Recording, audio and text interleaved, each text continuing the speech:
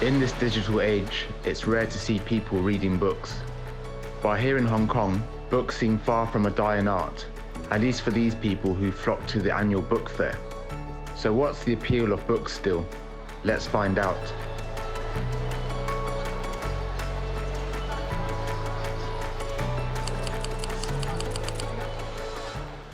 I think it's the curiosity to discover something that is maybe hard to source and just discover new books, new authors.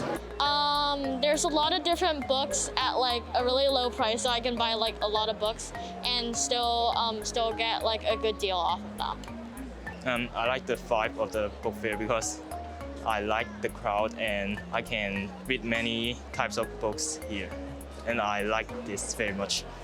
I like that it's got a lot of discounted books and well, there's a lot of choices and stuff like that. It's nice.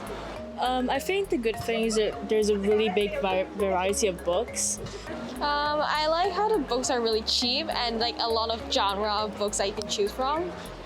I think it has a lot of different kinds of books because actually if you go into any kinds of bookstore in Hong Kong, you can like hardly buy a book you love because it just has a limited categories, but if you come here you can get a lot.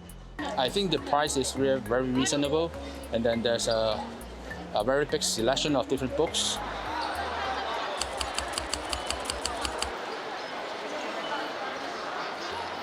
Well, I work in the design industry, and it's always different to see a book online than to have it in our own hands. It's just like the material, the feel of the paper, the detail in the prints, the quality of inks, the finish, the emboss, the binding. I'm convinced that digitally it's impossible to reproduce that, so you need to have a physical object to experience it fully. Real books can't really be replaced because I think the feeling, I don't know, it's like nostalgia. It feels really fun to like buy books and read them like paperbacks. And because I think I like the feel to watch the real books, and I think it will hurt our eyes if we always watch the online books. There's e-books and e-readers and all that kind of stuff like that nowadays, but like real books can't really be replaced because it's just not the same. I can't really explain this, but it's not the same. I think one of the best things about reading books is like the satisfaction of having it in your hands, because like I like it being more like authentic, and like now online books you just read it and like there's nothing to do afterwards, but you can just like give it to your friends, and like it's a good way to like bond with people. Because it's not the same thing. I know many people would argue it is, but it isn't. Real books just have this feeling, and holding them is like better, I think, like personal vibe though. I just think that it's much better if you're holding an actual book, because reading them and just touching the pages, but if you're reading online, it's like, it's virtual. So like you're just touching a screen, it doesn't feel the same way. And it's better for your eyes also, so. I guess it's because online books doesn't have the same feeling as when you read it in person. It's like you get more of a better feeling.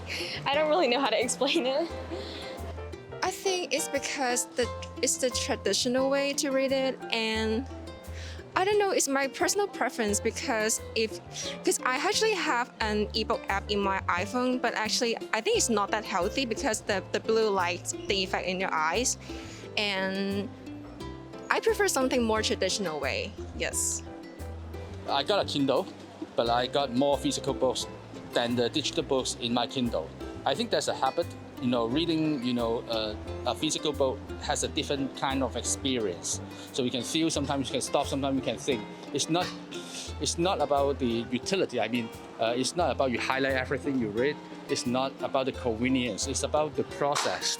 During the process you read, you can think, you can have, I just feel holding a book is like the last habit I want to give up in the digital era.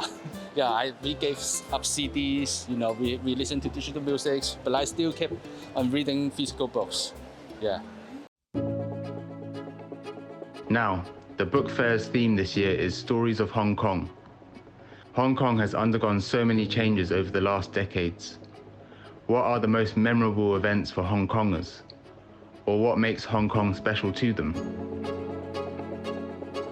I think what is interesting about Hong Kong is not to look at it with just one story, but like being a place where many little stories gather and makes this place, really unique. So I just find it interesting when you look at kind of the research of an area to see how it was back in the days and kind of compared to how it was today and what kind of evolution it has gone through. So. I think Hong Kong being like a British colony before, it's like really changed the culture from China, and it helps Hong Kong be different and unique from other places in China. I think the thing about Hong Kong is its people are extremely resilient to change and very adaptable. And yeah, I think that's what allows Hong Kong to stand out from other places. I think one thing about Hong Kong, it's such an international city.